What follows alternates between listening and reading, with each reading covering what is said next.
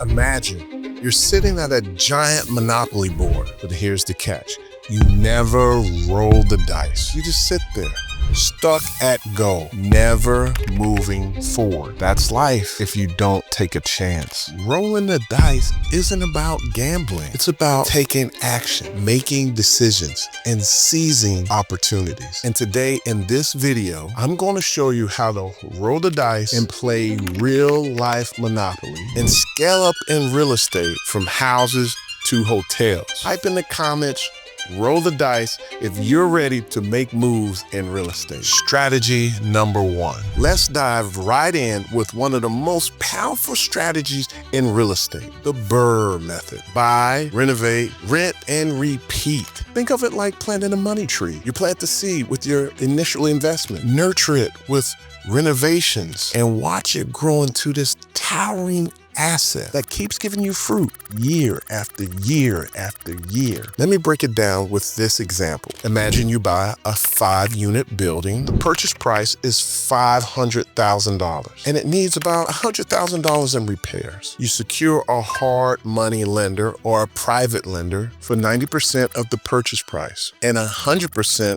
of the repairs. That means your loan will come out to be $550,000. Now you only need $50,000 for the down payment and then $50,000 for carrying costs like taxes, insurance, interest payments for the mortgage, bringing your total all-in cost to $650,000. After renovating and increasing the rent, the property value skyrockets to $1 million. Once it's stabilized, meaning the units are fully occupied, you've raised the rents over the last 3 to 6 months and they're steady paying, you then refinance up to 75% of the new value. That gives you a loan of $750,000. You pay off the initial loan of $550,000. And just like that, you return the $100,000 you invested and put $100,000 in your pocket. That extra cash is like the extra dice roll that you get that allows you to keep playing the game. Type BRRRR in the comments if you're ready to plant your money tree this year. The key to success utilizing this method is to take action and execute now. Remember, it's now o'clock. Let me tell you something. A paycheck is just not enough anymore because you're paying everything with your time. And because you're paying everything with your time, you believe everything is expensive because it took you so much time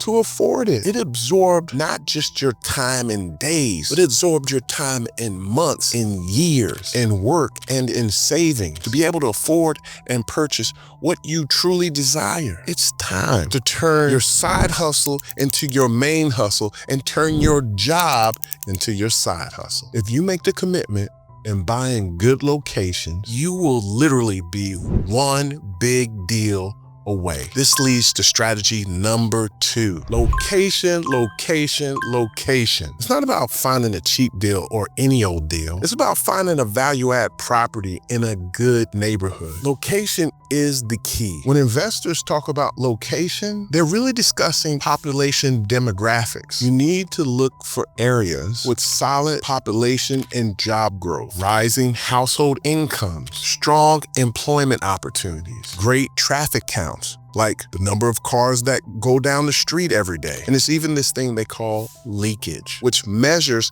how much money actually stays in that neighborhood. When these elements align, demand for housing increases, supply tightens, and ultimately rents and property values go up. My partner Nate and I, we bought this 30-unit, 2-bedroom townhomes in the pocket of what we call Peel Hill, Cincinnati. Because it's near several hospitals, it's a major driver of job creation. It holds the second largest employment base of $60,000 in Cincinnati, next to downtown Cincinnati or the Central Business District. In addition, the University of Cincinnati enrollment continued to increase, which boosts pedestrian and car traffic, spurring economic activity. We bought into this pocket of uptown Cincinnati, which overall the area was the D neighborhood. And D stands for drama tenants, like police, fighting, arguing, maybe even shooting. It also stands for dang good cash flow. And we turned that deal into a B property, meaning both great cash flow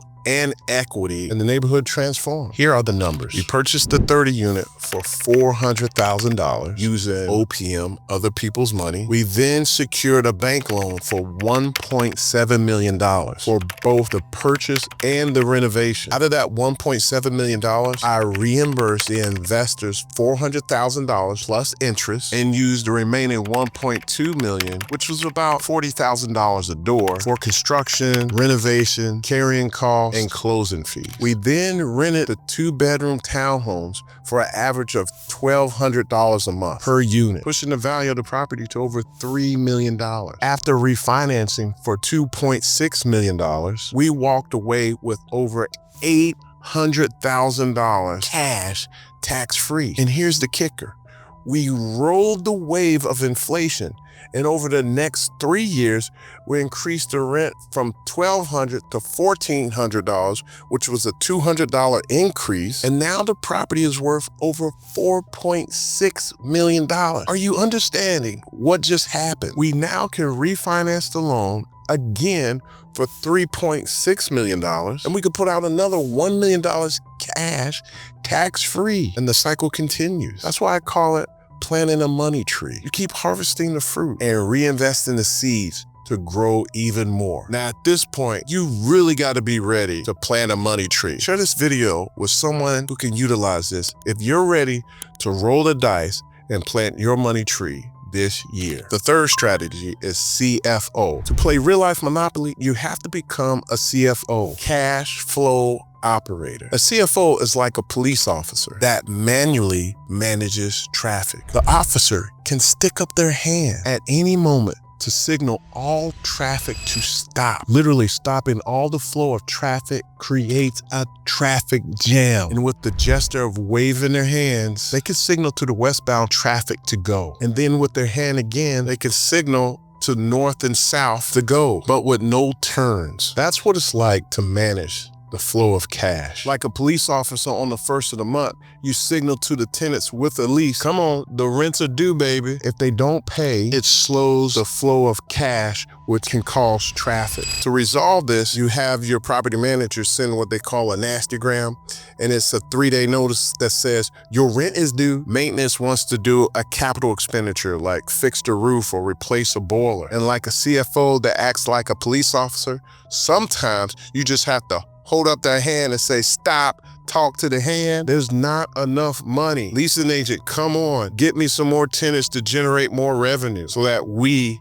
can finish these repairs. You don't rise to the level of your goals, but you will fall to the level of your systems. The only true way to win in Monopoly, besides certain strategies and luck, everyone must have some instructions and know the rules of the game. And the only true way to manage cash flow is automation. Automation is nothing but giving rules and instructions so that the players of your real estate team know how to operate and obtain success. But in order to automate, you must have a budget. You must have systems, which are instructions and rules, software, and what we call KPIs, key point indicators. For example, in order to win in Monopoly, in order to win in real life real estate, the team needs rules and systems and instructions. How to purchase a house and what's the process, how to do rent increases, how to lease a unit and show it to a prospective tenant. The maintenance teams need instruction on how to do maintenance and complete the documents so everyone knows that the maintenance was completed, and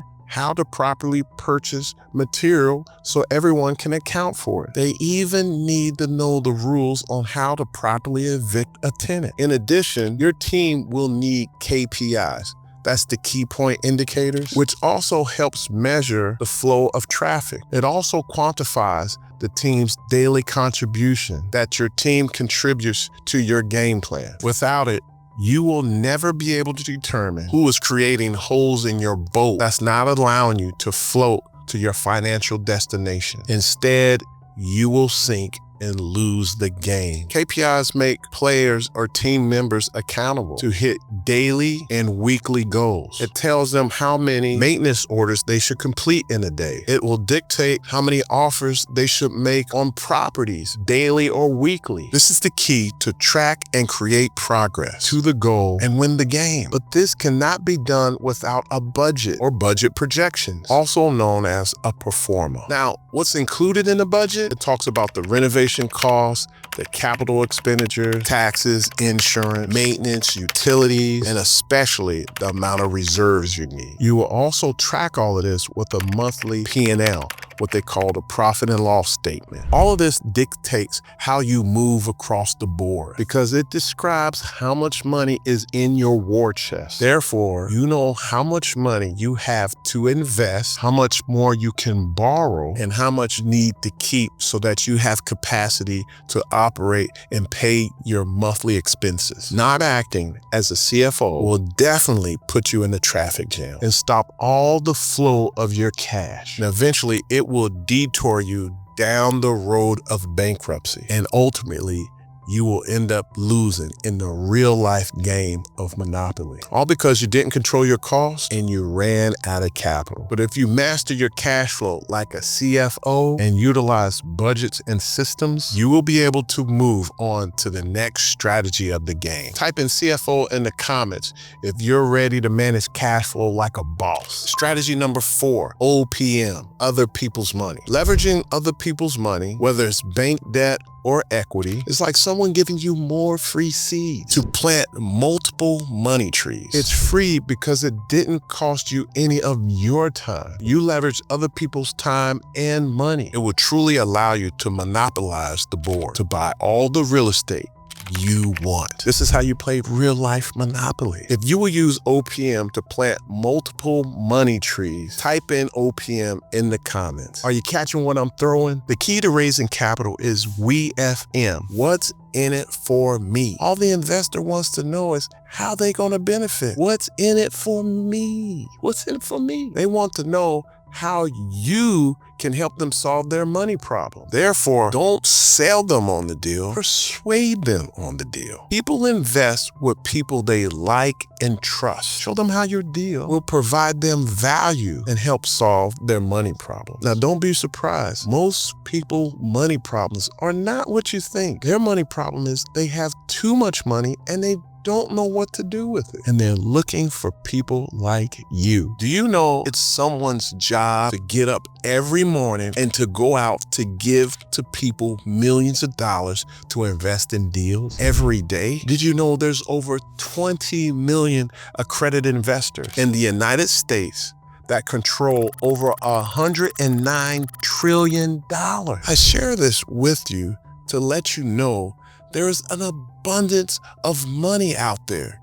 There's more money than deals. But in order to attract this, you have to know your numbers and you have to know an investor wants. Typically, an investor wants to make 8 to 10% minimum a year on their money, and or in addition, they would like to double their money in 5 years or less, or what we call do a 2x equity multiple. Now with the banks want to know if you're a good operator and if you're knowledgeable about the transaction you're about to do. They also want to know that you have a war chest full of money, or that you have an individual or a team with the combination of the net worth that you're going to borrow, aka the war chest. The banks also want to know that the deal that they're about to do meets certain debt coverage ratio, which is the DSCR. They want to make sure that it hits a 1.25, which signals that the deal has enough cash flow to cover the mortgage debt and pay expenses. By solving investor money problems and having assets banks want to lend on, this will allow you to buy all the title deeds to all the properties you want in life. Type in OPM if you're ready. Strategy number 5, scaling. Guys, it's time now. We've been playing this game for a while, and now it's time to go from 4 houses to a hotel. Once you mastered the small property, it's time to scale up. Hotels are sexy, but they're not always pretty. Now, what's sexy in the hotel are these things. Cash flow is sexy. Depreciation is sexy. You can legally avoid paying taxes for years. The other thing that's sexy, the cost of buying a hotel is less than an apartment building. Let me show you how. Let's say you have an apartment building with 100 units and the average rent is $1,000 a month times 100 times 12. That equals 1.2 million projected revenue a year. Then you use the money math, the 50% expense ratio. That means you have an NOI of $600,000. First of all, I'm not complaining, and I think I like making $600,000 a year. Is that you? Would you like to make $600,000 a year? With a hotel, the math is a little different. But with a 100-room hotel that you have an ADR, average daily rate, of $125 a night times 365 days of the year times a 70% occupancy, you have a gross revenue of $3.19 million. If you use the expense ratio of 30%, that means you'll have an NOI of $958,000, just shy of $1 million.